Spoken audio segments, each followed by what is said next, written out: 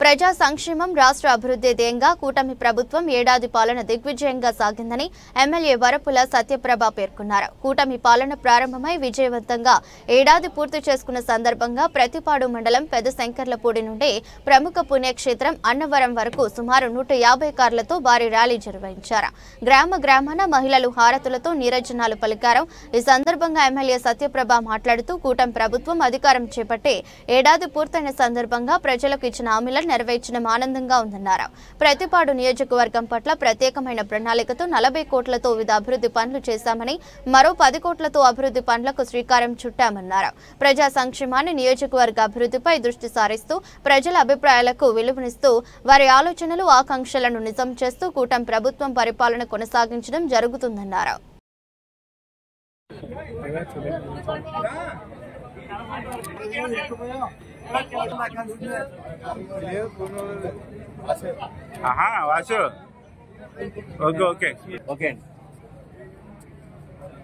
కూటమి ప్రభుత్వం ఏర్పడి ఏడాది కాలం పూర్తిగా వస్తున్న సందర్భంగా ఈ రోజు నియోజకవర్గంలో విజయోత్సవ ర్యాలీ నిర్వహించడం జరిగింది. ఈ కార్యక్రమంలో విజయవంతంగా జరిగేలాగా కార్యక్రమంలో పాల్గొంటున్న కూటమి నాయకులు, ఈ పెద్దలకి, మరీ ముఖ్యంగా రాజన్న అభివృద్ధికి ఈ సందర్భంగా నేను ప్రత్యేక ధన్యవాదాలు, పాదాభివందనాలు తెలియజేస్తున్నాను.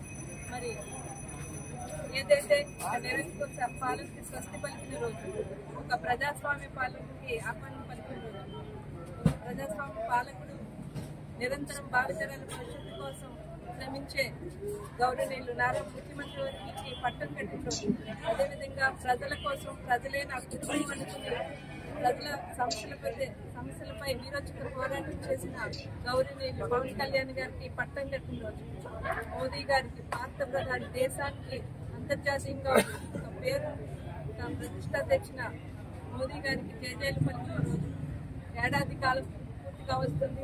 ఈ ఏడాది కాలంగా నిరంతరం రాష్ట్ర అభివృద్ధికి ముందుకు ఎలా తీసుకెళ్లాలనే నిరంతరం మా నాయకులు రాష్ట్ర అభివృద్ధిని ముందుకు నడిపిస్తున్నారు. అదేవిధంగా మా నియోజకవర్గంలో కూడా ఈ ఏడాది కాలంగా నేను భవిష్యత్తు ప్రజల నియోజకవర్గంలో ఉన్న సమస్యల గురించి అయితే ప్రజల సమస్యలు నేను గతంలో ఎలక్షన్ టైంలో చూసినప్పుడు వారు చెప్పుకున్న సమస్యలపై దృష్టి పెట్టి, అదేవిధంగా నా భర్త దివంగత రాజా గారి ఆశయాల్ని ముందుకు తీసుకెళ్లాలి, ఆయన ఏం చేయాలనుకున్నారో ఆ నియోజకవర్గాన్ని అవన్నింటినీ కూడా దృష్టి పెడుతూ నిరంతరం ప్రజలతో మమేకమై ప్రజలతో ఈ ఏడాది కాలంగా అనేక అభివృద్ధి కార్యక్రమాలు చేపట్టింది. దాదాపు ఈ నియోజకవర్గంలో 40 కోట్ల రూపాయలతో వివిధ అభివృద్ధి కార్యక్రమాలు చేపట్టాం. నిన్నటికి నిన్న దాదాపు 10 కోట్ల రూపాయలతో నియోజకవర్గం అంతా